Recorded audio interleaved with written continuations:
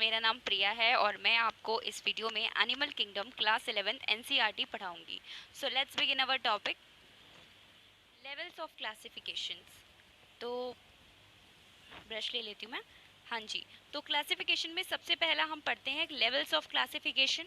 Levels of classification यानी हम जब भी किसी एनिमल या किसी ऑर्गेनिज्म को क्लासीफाई करते हैं तो उसके किस लेवल पे हम करते हैं। तो सबसे पहले हम लेवल्स क्या होते हैं, तो 3 लेवल होते हैं। एक होता है हमारा सेलुलर लेवल ऑफ ऑर्गेनाइजेशन, दूसरा होता है हमारा टिश्यू लेवल ऑफ ऑर्गेनाइजेशन और तीसरा हमारा होता है ऑर्गन लेवल ऑफ ऑर्गेनाइजेशन। तो सेलुलर लेवल ऑफ ऑर्गेनाइजेशन में हमारे cells are arranged as loose cell aggregates. तो इसमें सिर्फ सेल्स ही होंगे, सिंगल सेलुलर फॉर्म में होगा। तो इसका बेस्ट एग्जांपल स्पॉन्जेस होता है। टिश्यू लेवल ऑफ ऑर्गेनाइजेशन में cells are arrange into tissues. इसमें हमारा एग्जांपल हो जाएगा कॉलिन टेरेटा।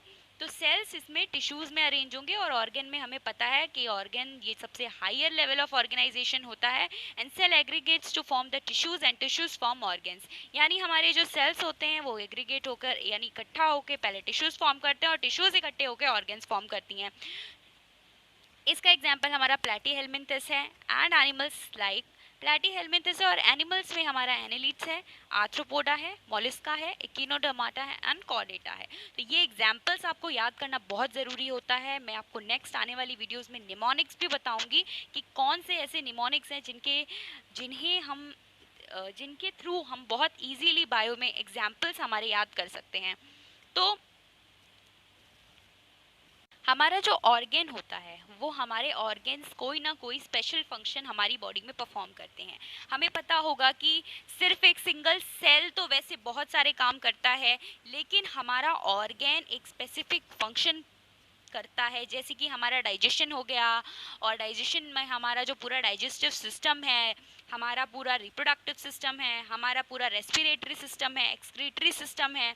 तो ये सारे सिस्टम्स जो होते हैं ये ऑर्गन्स से बनते हैं और ये ऑर्गन्स ये पूरा सिस्टम यानी ये पूरा फंक्शन कर रहे होते हैं। तो ये चीज़ बहुत ही ध्यान में रखने वाली बात है। तो कॉम्प्लेक्सिटी तो कहीं हर चीज़ में होती ही होती है, तो कैसे ना हो कॉम्प्लेक्सिटीज़ ऑर्गन लेवल में। तो चलिए देखते हैं कि कॉम्प्लेक्सिटीज़ क्या होती हैं।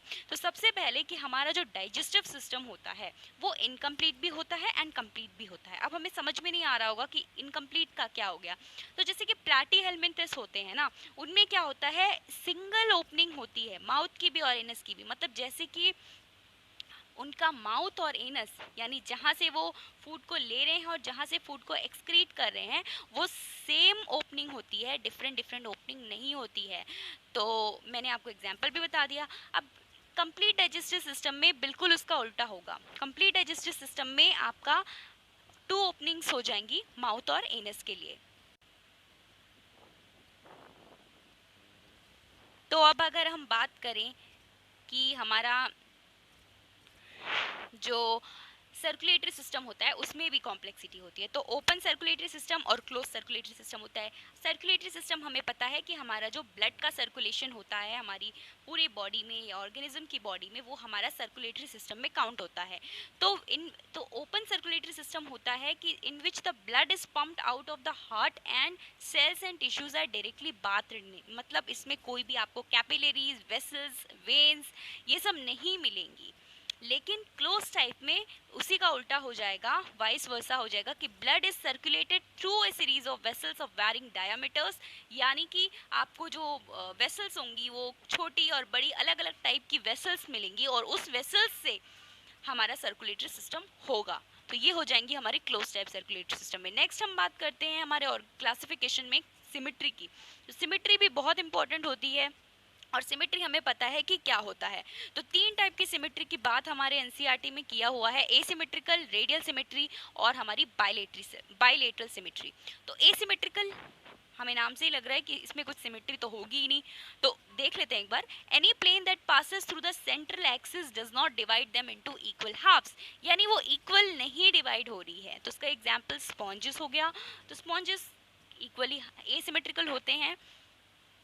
नेक्स्ट है हमारा रेडियल सिमेट्री। रेडियल सिमेट्री ये होती है कि हम कहीं से भी, जैसे हमारा एक सर्कल है तो हम कहीं से भी इसको डिवाइड करने की कोशिश करें, ये हर जगह से इक्वल ही डिवाइड होगा। अगर हम सेंट्रल एक्सिस से अगर हम हमारी लाइन क्रॉस कर रहे हैं तो ये चीज़ ध्यान देने वाली है। और यहीं पर बायलेटरल सिमेट्री की हम बात करें तो सिर्फ एक ही साइड से अगर हम कट करें तो वो इक्वल हाफ होगा। जैसे कि हमारी ह्यूमन की बॉडी होती है, अगर हम इसे हाफ डिवाइड करें तो हम बायलेटरल सिमेट्री हैं, लेकिन अगर हम इसको हॉरिजॉन्टली अगर हम डिवाइड करने की कोशिश करेंगे तो वो इक्वल नहीं होगी, क्योंकि हम रेडियल सिमेट्री नहीं दिखाते, हम दिखाते हैं बायलेटरल सिमेट्री। तो ये डिफरेंस होता है। तो रेडियल सिमेट्री के एग्जांपल्स मैं आपको बता देती हूँ, टिनोफोर्स, कॉलेंटेरेटा एंड इकिनोडर्म्स।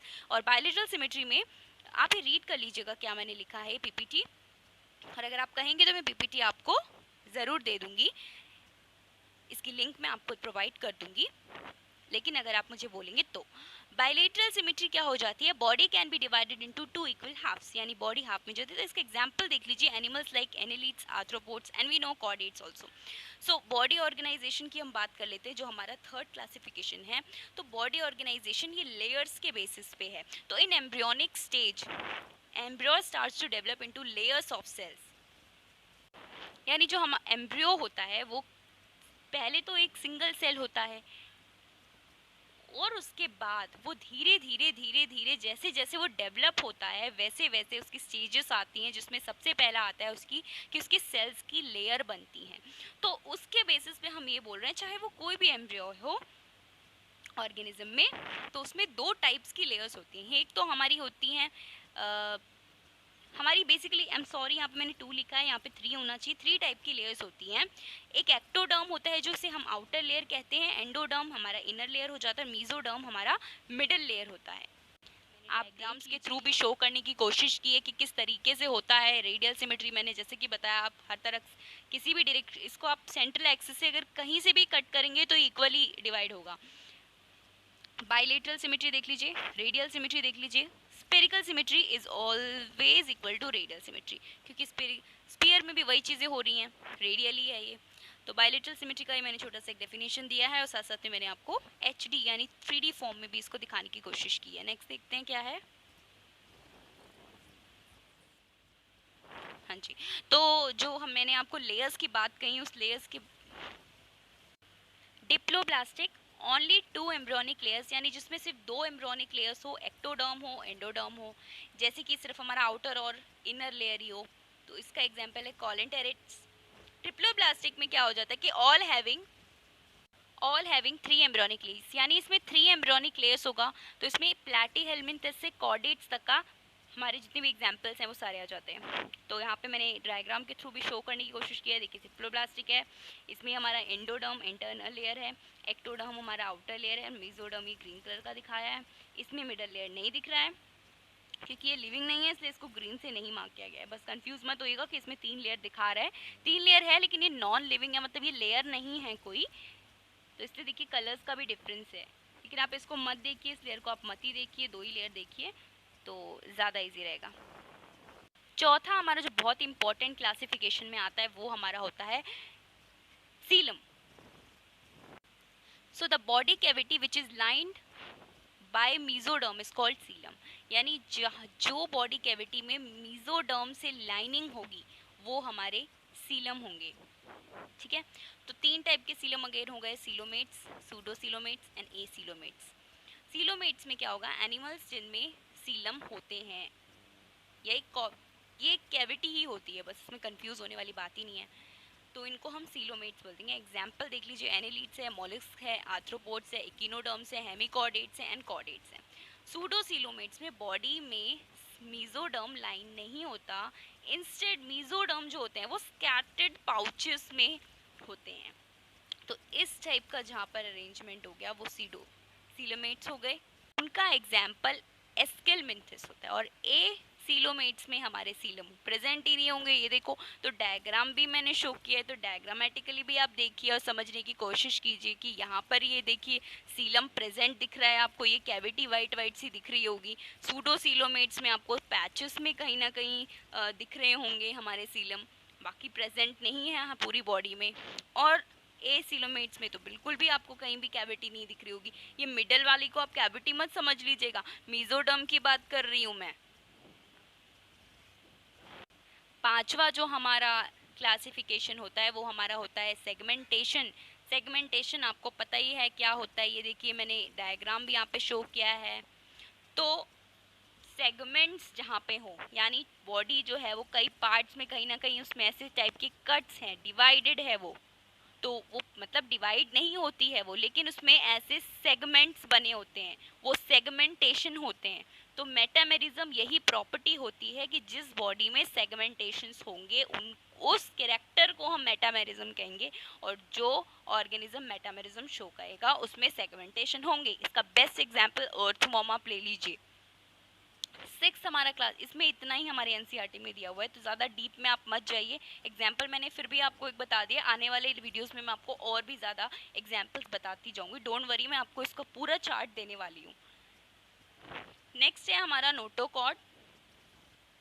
अब नोटोकॉर्ड होता क्या है, देखिए नोटोकॉर्ड ये होता है कि ये एक रॉड की तरह स्ट्रक्चर होता है जो डॉर्सल साइड में होता है जो डॉर्सल साइड यानी पीछे के साइड होता है। तो ये सपोर्टिंग भी होता है एक तरीके का नेचर में, और मीजोडर्मल इन ओरिजिन होता है, यानी कहाँ से ओरिजिनेट हो रहा है, कहाँ से ये बनता है, ये मीजोडर्मल लेयर से बनता है नोटोकॉर्ड। तो जाहिर सी बात है जिसमें मीजोडर्म होगा वही नोटोकॉर्ड बना सकता है। जिसमें मीजोडर्म यानी जो ट्रिप्लोब्लास्टिक है ही नहीं, वो नोटोकॉर्ड बना पाएगा क्या? कमेंट बॉक्स में बताइए मुझे, ये और नो।